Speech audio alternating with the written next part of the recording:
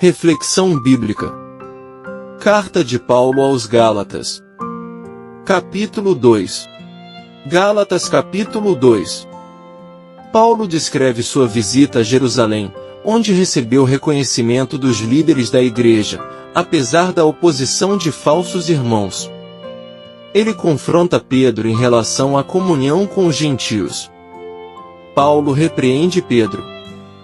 No capítulo 2 de Gálatas, veremos que Paulo falará os motivos de sua ida a Jerusalém, levando Barnabé e Tito com ele. Após isso, contará como foi o encontro com os outros apóstolos e as recomendações que recebera. Um momento de tensão entre Paulo e Pedro é relatado aqui. O motivo, a circuncisão. A partir daí, Paulo ensinará que ninguém pode ser justificado pela lei e que a morte de Jesus na cruz é o único meio de justificação, e, a essa fé é o único meio aceito por Deus. Contexto histórico. Em Gálatas 1, Paulo começa a falar do propósito de sua carta, combater os enganos que estavam no meio deles, perturbando-os. Os Gálatas se desviaram do Evangelho, então Paulo fundamenta o valor da pregação ao milagre de sua conversão. Precisavam, mais do que nunca, cuidar para não acabarem em uma armadilha do inimigo. A obrigação era deles investirem tempo com Deus em relacionamento, não podendo argumentar que foram enganados, sendo que o apóstolo estava os advertindo sobre tudo o que estava acontecendo. 14 anos depois. Versículo 1. Então, 14 anos depois, eu subi outra vez a Jerusalém com Barnabé, levando também Tito comigo. Essa referência a 14 anos pode ser a 14 anos completos do calendário ou a 12 anos completos, mais partes do primeiro e do último. O tempo pode estar sendo contado a partir da conversão de Paulo, Gálatas 1 versos 15 e 16.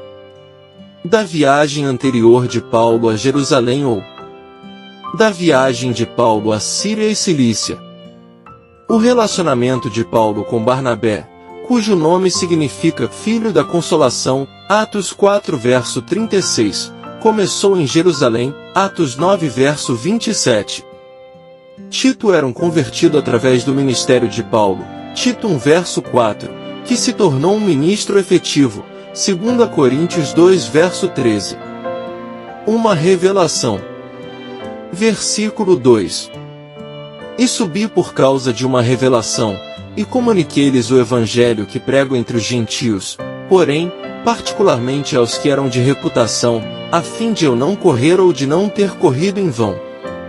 Paulo expôs aos que eram de reputação, pelo menos, Tiago, Pedro e João, ver nota no verso 9, o evangelho que pregava, para ter uma discussão proveitosa.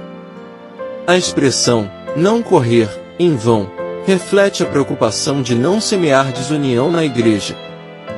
O encontro particular de Paulo com os líderes, em grego, dokousin, literal, os reconhecidos, em Jerusalém, torna improvável que ele estivesse falando do concílio de Jerusalém, que foi maior e mais público, Atos 15 versículos 6 e 12.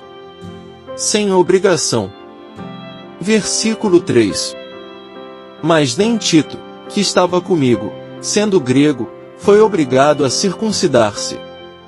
Para deixar claro que ele não teve de ajustar sua mensagem do Evangelho durante esse encontro particular com a liderança da igreja de Jerusalém, Paulo usou, como exemplo, o caso de Tito, ver nota no verso 1. Tivesse Paulo se submetido à opinião que havia sido pregada recentemente nas igrejas da Galácia, de que era necessário que os gentios se circuncidassem e guardassem a lei mosaica para se tornarem cristãos, Gálatas 5 versos 2 e 3, Tito, um gentio convertido, teria sido obrigado a circuncidar-se, mas isso não aconteceu, refletindo o fato de que o evangelho de Paulo foi aceito pelos líderes reconhecidos da igreja de Jerusalém. Falsos irmãos. Versículo 4. E isso por causa da presença dos falsos irmãos, desconhecedores, que secretamente introduziram-se entre nós para espionar a liberdade que temos em Cristo Jesus, a fim de nos escravizar. A expressão falsos irmãos, em grego, pseudodelphoi, reflete que realmente eles não eram cristãos. Essas pessoas ouviram que Paulo estava discutindo particularmente sobre o Evangelho e os gentios, e usaram de engano para se infiltrarem na festa com o propósito de restringir a liberdade em Cristo e reduzir os cristãos à escravidão da lei, que era o que estava acontecendo nas igrejas da Galácia. Gálatas 5 verso 1. A verdade do Evangelho. Versículo 5. Aos quais não nos sujeitamos nem por uma hora, a fim de que a verdade do Evangelho permanecesse convosco. Para manter a verdade do Evangelho, Paulo não se submeteu, por nenhum momento, à argumentação dele sobre a circuncisão. Deus não se leva pela aparência. Versículo 6. Mas quanto aos que pareciam ser alguma coisa, o que quer que eles fossem, nenhuma diferença faz para mim, nada me importa, Deus não se deixa levar pela aparência do homem. Pois aqueles que pareciam ser alguma coisa quando reunidos nada me acrescentaram. Tiago, Pedro e João eram os influentes, em grego, doc, pilares da igreja, verso 9. As expressões, o que quer que eles fossem, e Deus não se deixa levar pela aparência, não são usadas para depreciá-los. No entanto, como Paulo relata nos versículos 11 ao 14, ele encontrou problemas em Antioquia da Síria com aqueles que reivindicavam autoridade da parte de Tiago, verso 12, e com a tentativa de Pedro de satisfazer esse grupo. Paulo e Pedro. Versículos 7 e 8. Antes, pelo contrário, quando viram que o evangelho da incircuncisão me foi confiado, assim como o evangelho da circuncisão foi confiado a Pedro. Porque aquele que operou eficazmente em Pedro para o apostolado da circuncisão, o mesmo operou também em mim para com os gentios. Paulo não estava dizendo, nesses versículos, que havia duas mensagens do Evangelho. Mas sim que ele foi designado por Deus como apóstolo aos gentios, Atos 22 verso 21, enquanto Pedro servia como apóstolo aos judeus. Deus estava operando por meio de ambos os ministérios. Me deram as mãos. Versículo 9. E quando Tiago, Cefas e João, que pareciam ser os pilares, perceberam a graça que me foi dada, deram a mim e a Barnabé suas mãos direitas em sinal de comunhão, nós iríamos aos gentios e eles aos circuncidados. A unidade de pontos de vista entre Paulo e os líderes da igreja de Jerusalém foi simbolizada pela mão direita, de comunhão, um sinal comum de amizade e concordância. Lembrar dos pobres. Versículo 10. Recomendaram-nos apenas que nos lembrássemos dos pobres, justamente o que eu também estava determinado a fazer. Que nos lembrássemos dos pobres constituía a principal razão de Paulo e Barnabé terem feito essa viagem a Jerusalém, Atos 11 versos 28 ao 30. Face a face me opus. Versículo 11. Quando, porém, Pedro foi para Antioquia, me opus a ele face a face, porque ele era reprovável. Em razão do comportamento de Pedro, Cefas, em Antioquia, Paulo o enfrentou face a face. O erro de Pedro. Versículos 12 e 13. Porque, antes de chegarem alguns da parte de Tiago, ele comia com os gentios, mas, quando aqueles vieram, ele retirou-se e separou-se deles, temendo os que eram da circuncisão. Os demais judeus se afastaram como ele, de modo que mesmo Barnabé foi levado por eles a essa dissimulação. A hipocrisia de Pedro baseada no medo ficou ainda mais evidente porque, além de comer com os gentios na igreja de Antioquia da Síria, ele tinha sido instruído anteriormente, por meio de uma visão, para ter comunhão com o gentio Cornélio. As palavras de Tiago no Concílio de Jerusalém não refletem que ele acreditasse ser necessário que os gentios se circuncidassem a fim de se tornarem cristãos, Atos 15 versículos 1 ao 5. Entretanto, Tiago aconselhou respeito, por parte dos gentios, para com as práticas judaicas tradicionais. A hipocrisia de Pedro influenciou os demais judeus na igreja de Antioquia, inclusive Barnabé. Pregar o que não vive. Versículo 14. Mas, quando vi que eles não andavam corretamente segundo a verdade do Evangelho, eu disse a Pedro diante de todos eles: se tu, sendo judeu, vives como gentios, e não como judeus, como obrigas os gentios a viverem como os judeus? Assim que percebeu que a verdade do Evangelho estava em jogo, Paulo confrontou Pedro, Cefas, diante de todos, ou seja, numa reunião da igreja.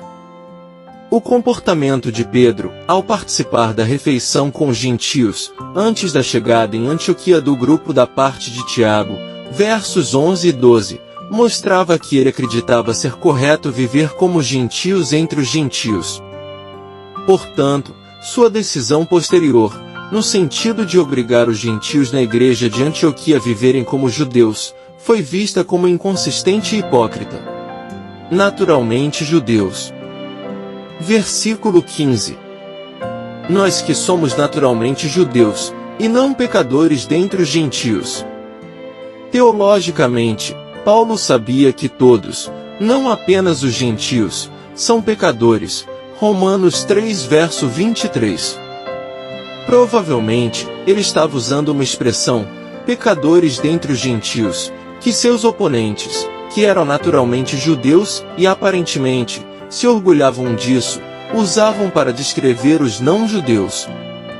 No entanto, em vista do gracioso pacto de Deus com Israel, os judeus possuíam determinadas vantagens espirituais. Romanos 9 versos 4 e 5. Justificado pela fé em Jesus. Versículo 16. Sabemos que um homem não é justificado pelas obras da lei, mas pela fé de Jesus Cristo. Nós também cremos em Jesus Cristo, para que pudéssemos ser justificados pela fé de Cristo, e não pelas obras da lei, porque pelas obras da lei nenhuma carne será justificada. Justificação é um conceito legal que significa ser declarado, e não ser feito, justo. Fé significa confiar na obra redentora de Jesus Cristo sobre a cruz. Quando Paulo fala da mensagem que nós cremos, o plural nós pode se referir a todos os irmãos com Paulo nessa ocasião. Gálatas 1 verso 2. Paulo e os Gálatas, que acreditaram quando ouviram a pregação de Paulo pela primeira vez, Gálatas 3 verso 2, ou ambos. Ministro do pecado? Versículo 17. Porém, se enquanto procuramos ser justificados por Cristo, nós mesmos também fomos achados pecadores, por acaso seria Cristo ministro do pecado? De forma alguma. Os oponentes de Paulo em Antioquia da Síria e na Galácia, aparentemente, descreviam a mensagem paulina de ser justificados unicamente pela fé em Jesus Cristo como um rebaixamento espiritual dos judeus ao nível de serem gentios pecadores, o que de algum modo faria de Cristo ministro do pecado, ou seja, por tornar os judeus pecadores comuns. A resposta de Paulo a essa ideia absurda constitui a mais forte negação possível, de forma alguma, em grego, megenoito. A mim mesmo me faço um transgressor. Versículo 18. Se torno a construir as coisas que eu destruí, eu faço de mim mesmo um transgressor. Tendo crido em um evangelho de justificação pela fé, independente da lei, Paulo não podia voltar atrás e reconstruir a falsa mensagem do evangelho, salvação pelas obras da lei, verso 16, que antes destruíra. Se assim o fizesse, ele seria um transgressor no sentido de pecar contra a graça. Morto para a lei. Versículos 19 e 20. Porque eu, pela lei, estou morto para a lei, para que eu possa viver para Deus. Estou crucificado com Cristo, não obstante, eu vivo, porém, não eu, mas Cristo vive em mim. E a vida que agora vivo na carne, vivo-a pela fé do Filho de Deus, que me amou, e entregou-se a si mesmo por mim. Em sua declaração pela lei, estou morto para a lei, Paulo quis dizer que, em virtude de Jesus ter morrido sob a lei, Gálatas 3 verso 13, Paulo estava agora separado da lei. Eu morri, se refere a estar crucificado com Cristo, como se o crente tivesse morrido na cruz com Jesus. O cristão continua a viver fisicamente, entretanto, espiritualmente, essa nova vida é pela fé em Cristo. A graça de Deus. Versículo 21. Não negligencio a graça de Deus, pois se a justiça vem pela lei, então Cristo morreu em vão. Se fosse possível alcançar a justiça de Deus pelo cumprimento da lei, Cristo teria morrido em vão sobre a cruz. No entanto, visto que a salvação por meio da lei é impossível, a única alternativa é a justificação pela fé em Cristo. 5 importantes lições que podemos aprender em Gálatas 2. Aceitação pela graça. Paulo enfatiza que a salvação é pela graça mediante a fé em Cristo, não por obras da lei. Isso nos lembra que nossa aceitação diante de Deus não é baseada em nossos esforços, mas na obra redentora de Jesus Cristo na cruz. Comunhão em Cristo. Paulo destaca a unidade dos crentes em Cristo, independentemente de suas origens étnicas ou culturais. Isso nos ensina a valorizar a comunhão com outros crentes, reconhecendo que somos todos um em Cristo Jesus. Libertação da escravidão do pecado. Paulo relembra que fomos libertos da escravidão do pecado pela morte de Cristo na cruz. Isso nos motiva a viver em liberdade, não mais escravizados pelo pecado, mas vivendo em obediência a Deus e servindo uns aos outros em amor. Justificação pela fé. O apóstolo ressalta que somos justificados pela fé em Cristo e não pelas obras da lei. Isso nos leva a compreender que nossa relação com Deus é estabelecida pela fé, não por nosso desempenho moral, e nos encoraja a confiar na suficiência da obra redentora de Cristo. Identidade em Cristo. Paulo enfatiza que nossa identidade está em Cristo, e não em nossas realizações ou status sociais. Isso nos lembra de nossa nova posição em Cristo como filhos de Deus e herdeiros de suas promessas, o que molda nossa perspectiva e prioridades na vida. Conclusão. Quando Paulo visitou Jerusalém, foi recebido em comunhão e amor, mas quando Pedro visitou Antioquia, Paulo o confrontou por causa de seu comportamento duvidoso. Notamos neste episódio que Pedro andou com Jesus, e mesmo isso sendo notável, Paulo o confrontou em algumas questões, porém, respeitando. Em Antioquia, Pedro ficou surpreso com boa comunhão existente entre judeus e cristãos gentios, comendo juntos e conversavam e por um tempo, Pedro também se sentiu à vontade, mas quando os cristãos de Jerusalém chegaram à cidade, ele mudou. Pedro começou a afastar-se e a atitude acabou atraindo ao erro até mesmo a um outro grande representante de Cristo, Barnabé. Indignado, Paulo encarou Pedro face a face, publicamente, para que toda a igreja visse que Jesus não compactuaria com esse tipo de comportamento. Defendendo de forma enérgica que todos, judeus e gentios, todos são salvos mediante a fé em Cristo, garantia dada por meio de sua morte e ressurreição para o mundo, não pela prática de obras legalistas. Hoje, devemos estar atentos para não cometer o mesmo erro de Pedro. Há muitas denominações, cada uma carregada de muitos comportamentos e doutrinas humanas. Se não negarmos a morte e ressurreição de Jesus e também a inclusão de qualquer ser humano na comunhão do corpo, agimos certo, mas se, com base em preconceitos que não estão fundamentados na palavra de Deus, os excluirmos, erramos gravemente. Graça e paz por parte de nosso Deus e Pai, e de nosso Senhor e Salvador, Jesus Cristo, estejam sobre nossas vidas.